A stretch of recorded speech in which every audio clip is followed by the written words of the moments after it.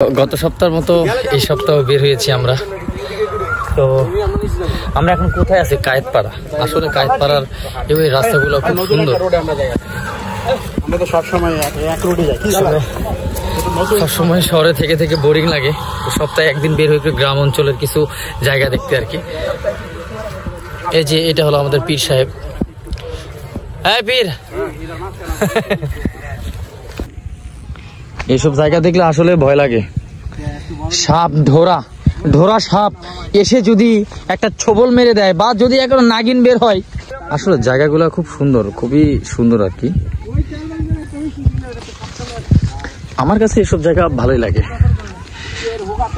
বিস্তীর্ণ সবুজের মাঝে আমরা এখন চলে এলাম কায়েতপাড়াতে। তো দেখতে পাচ্ছেন, দেখতে দেখতে আমাদের চোখে পড়ে গেল বিশ্বকাপ খেলা চলতেছে। দক্ষিণ আফ্রিকা টু উরুগুয়ে। হ্যাঁ হ্যাঁ, গোল গোল গোল গোল। হ্যাঁ।